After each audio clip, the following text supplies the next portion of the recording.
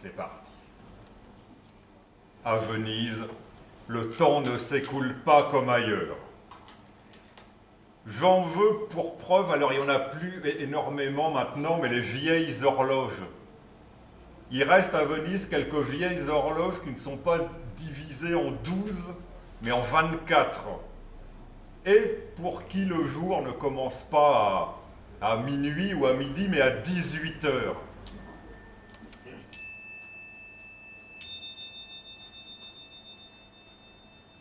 Alors, ce que l'on appelait à l'époque les scuola grande, donc les grandes écoles, ça n'était pas des écoles, c'était des espèces de clubs où artistes, scientifiques, intellectuels se retrouvaient et discutaient.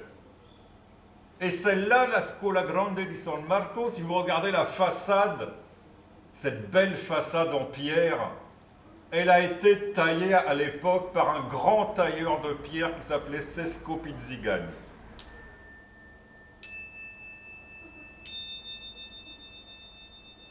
Cette église Santi Giovanni e Paolo, on l'appelle aussi le Panthéon des Doges, parce que ça fait partie de ces églises à Venise où, quand on était noble et de surcroît doge, il faisait bon être enterré. Et du coup, vu le nombre de doges qu'il y a là-dedans, lesquels en général mouraient de façon plus ou moins naturelle, ça n'étonnera personne qu'il y ait un certain nombre de fantômes qui rôdent autour de tout ça.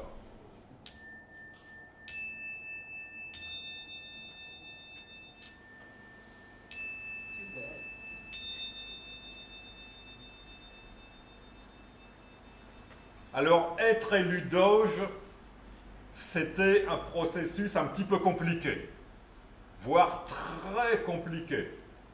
Alors, il fallait déjà être un homme, il fallait être noble.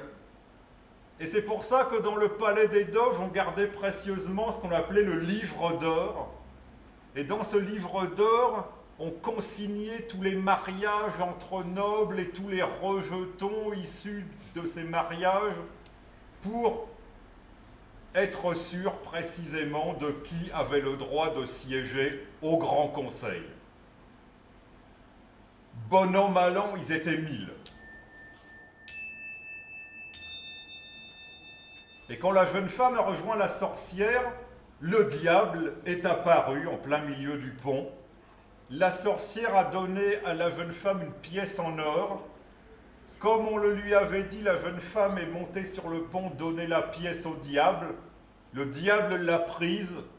Le diable a tiré la langue. Et sur sa langue, il y avait une clé en or. Le diable a craché la clé.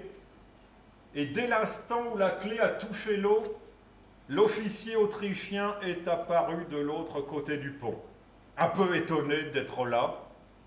La jeune femme n'a rien voulu savoir d'autre, elle a couru, elle a traversé le pont, elle a pris la main de son amoureux, ils sont partis.